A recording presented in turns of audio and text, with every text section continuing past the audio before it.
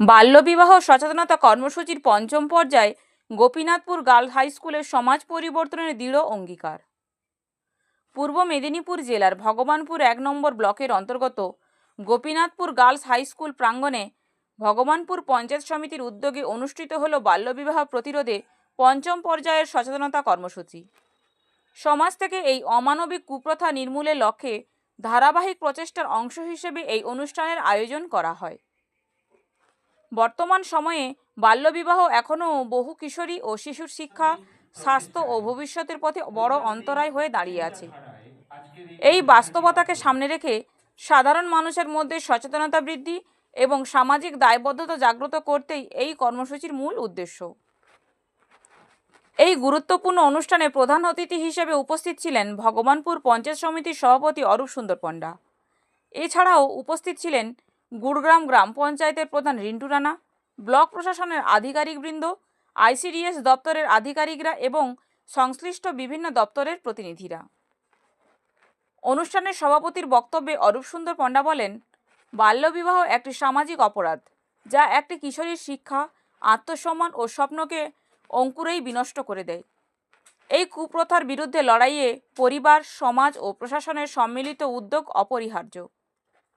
গ্রাম পঞ্চায়েতের প্রধান রিন্টু রানা তার বক্তব্যে কন্যা শিক্ষা, নারী ক্ষমতায়ন ও সামাজিক সচেতনতার গুরুত্ব তুলে ধরেন এবং অভিভাবকদের সন্তানদের ভবিষ্যৎ গঠনে আরও দায়িত্বশীল ভূমিকা পালনের আহ্বান জানান। অনুষ্ঠানে আইসিডিএস ও ব্লক প্রশাসনের আধিকারিকরা বাল্যবিবাহের ফলে সৃষ্ট শারীরিক, মানসিক ও সামাজিক ক্ষতির বিষয়ে বিস্তারিত আলোচনা করেন। পাশাপাশি শিশু সুরক্ষা আইন ও সরকারি সহায়তা প্রকল্প সম্পর্কে উপস্থিত সকলকে অবহিত করা হয়। এই কর্মসূচিতে স্কুলের ছাত্রী, শিক্ষক শিক্ষিকা, অভিভাবক ও অভিভাবিকাদের সক্রিয় অংশগ্রহণ ছিল বিশেষভাবে লক্ষণীয়। ছাত্রীরা সাংস্কৃতিক পরিবেশনায় ও বক্তব্যের মাধ্যমে বাল্যবিবাহ বিরোধী শক্তিশালী বার্তা তুলে ধরে উপস্থিত সকলের মনোযোগ আকর্ষণ করে। অনুষ্ঠান জুড়ে একটাই বার্তা স্পষ্টভাবে উঠে আসে, শিক্ষিত ও সচেতন সমাজই পারে বাল্যবিবাহের মতো কুপ্রথাকে চিরতরে নির্মূল করতে। সব মিলিয়ে গোপীনাথপুর গার্লস হাই স্কুলে অনুষ্ঠিত এই পঞ্চম পর্যায়ের সচেতনতা কর্মসূচি সমাজ সংস্কারের পথে এক গুরুত্বপূর্ণ ও অনুকরণীয় পদক্ষেপ হিসেবে বিবেচিত হচ্ছে। প্রশাসন, জনপ্রতিনিধি, শিক্ষা প্রতিষ্ঠান ও সাধারণ মানুষের সম্মিলিত প্রচেষ্টাই পরে আগামী প্রজন্মের জন্য একটি নিরাপদ, শিক্ষিত ও মর্যাদাপূর্ণ ভবিষ্যৎ গড়ে তুলতে। আসুন সবাই মিলে এই মহৎ উদ্যোগে সামিল হয়ে বাল্যবিবাহ মুক্ত সমাজ গঠনের অঙ্গীকার গ্রহণ করি। ভগবানপুর থেকে অক্ষয়ের রিপোর্ট, বাংলার খবর। নিয়মিত নতুন নতুন খবর পেতে অবশ্যই আমাদের চ্যানেলটি লাইক, শেয়ার, ফলো এবং কমেন্ট করে আমাদের পাশে থাকুন। আপনারা কিন্তু কেউ ছাড় পাবেন না, সেটা কি ভালো হবে? যারা এ দিতে সাহায্য করবে সকলকেই শাস্তি পেতে হবে। আপনাদের জেল ও জরিমানা দুই হবে। তাছাড়া মেয়ে তো এখন পড়ার সময়, ভবিষ্যৎ গড়ার সময়, ওর স্বপ্নগুলোকে মেরে ফেলবেন না। আপনি মা হয়ে ওকে সর্বনাশের পথে ঠেলে দিচ্ছেন। ভবিষ্যৎ গড়ার সময়, সে কি এখন বিয়ে করতে চায়? সে এখন পড়তে চায়, তার স্বপ্নগুলোকে মেরে ফেলছেন কেন? আপনি মা হয়ে ওকে সর্বনাশের পথে ঠেলে দিচ্ছেন।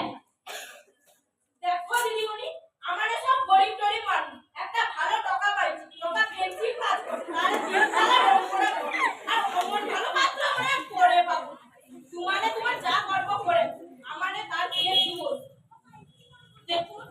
দেখুন আপনার মেয়ে এখন 8-এ পড়ে, কন্যাশ্রী পাবে বছরে 1000 টাকা। এছাড়া 18 বছর পূরণ হলে কেটুদের 25,000 টাকা একসঙ্গে পাবে। সেই টাকা উদ্দেশ্য ছিল পঞ্চায়েত সমিতির পক্ষ থেকে, ব্লক প্রশাসনের পক্ষ থেকে, যে বাল্য বিবাহের বিরুদ্ধে, এই যে সামাজিক ব্যাধি, এর বিরুদ্ধে শুধু ছাত্রছাত্রী নন, আমাদের যে অভিভাবিকারা এসছেন, অভিভাবকরা এসছেন, তাদেরকেও সচেতন করা। কারণ আইনের মধ্য দিয়েই সমস্যার সমাধান সম্ভব নয়। আমাদের ইতিমধ্যে বিভিন্ন বক্তব্য বলেছেন, আমাদের উপস্থিত আছেন পঞ্চায়েতের প্রধান আছেন, আমার পরে উনি বলবেন।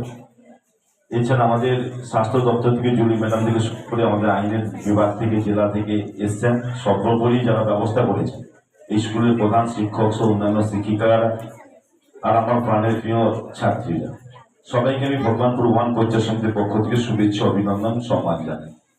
অবশ্যই ভক্তিপূর্ণ প্রণাম নিবেদন করবো আমাদের কাছে। ঈশ্বরদেব বিদ্যাসাগরের প্রতি আমার ভক্তিপূর্ণ প্রণাম নিবেদন করি। দেখুন, আমরা সবাই জানি, আমরা সবাই বলছি, আমরা সবাই জানি যে বাল্যবিবাহ ঠিক নয়, এটা শারীরিকভাবে খারাপ, এটা সামাজিকভাবে খারাপ, এটার জন্য সমস্যা আছে। এখানে যারা অভিভাবিকা আছেন তারাও বলছে।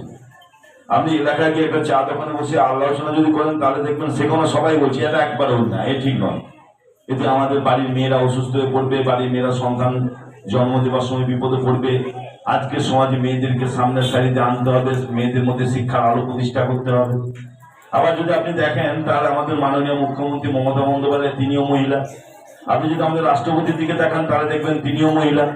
আপনি যদি দেখেন যে এই সরকার কন্যাদের জন্য এগিয়ে আসার জন্য, যেমন আমরা সামনে দেখেছি যিনি আমাদের এই বাল্য বিবাহের বিরুদ্ধে লড়াই করেছিলেন, সেখানে দাঁড়িয়ে মুখ্যমন্ত্রী ও কন্যাশ্রীর মতো প্রকল্প, যেটা করে বিশ্ব মেনে নিয়েছিল যে হ্যাঁ এত একটা সুন্দর প্রকল্প যার মধ্য দিয়ে আমরা আমাদের বাড়ির মেয়েদের পড়ার জন্য খরচ দিচ্ছি, তারপর একটা নির্দিষ্ট বয়স বেঁধে দিচ্ছি সেখান থেকে K2 দেওয়ার জন্য, অর্থাৎ তাকে বাধ্য করা হচ্ছে ওই বয়স মতো পড়ার জন্য।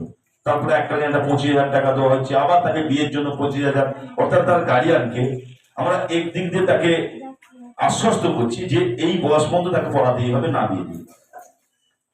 তো সামাজিক ভাবে আমরা সব জায়গায় জানি এই অবস্থা, তাহলে সবাই আমরা একমত, যারা দিদিমণিরা আছেন তারাও একমত, আমরা যারা এখানে জনপ্রতিনিধি আছি তারাও একমত, সবাই একবারে যে কোনো ভাবে বিয়ে 18 নিচে দেওয়া সম্ভব নয়, ছেলের বয়স 21 নিচে দেওয়া সম্ভব নয়।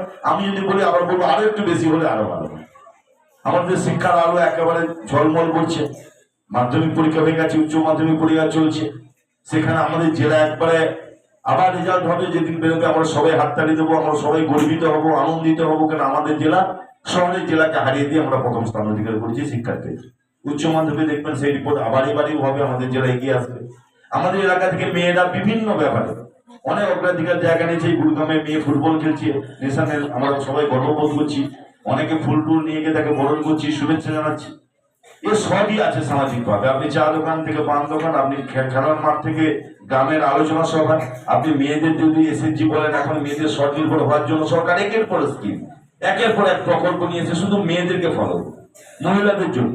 বিশেষ করে এই সরকারের মাননীয় মুখ্যমন্ত্রী মহিলা, হয়তো এই জন্য তার মহিলাদের প্রতি একটু বেশি ইন্টারেস্ট, একটু বেশি সিম্পেথি, একটু সমবেদনা তিনিও জানিয়ে তাদের পাশে দাঁড়ানোর চেষ্টা করেছেন। কিন্তু এত কিছুর পরেও কি এই সমস্যার সমাধান হচ্ছে? এত কিছুর পরেও কি এই অভিভাবকরা, এই আমরা যারা জনপ্রতিনিধি বা যারা টিচাররা আছেন, এটা কি সত্যি তার পরিবারের বা তার পরিবারের যারা মহিলা বা তার আত্মীয় যারা মহিলা, কিংবা তার পাড়া প্রতিবেশী যারা মহিলাদের কম বয়সে বিয়ে হচ্ছে বা পালিয়ে যাচ্ছে, তাদের অনুষ্ঠানে দেখবেন এরাই নিমন্ত্রিত হচ্ছে, এরাই আবার হাত কবজি ঢুকে ভাত খেয়ে চলে আসছে।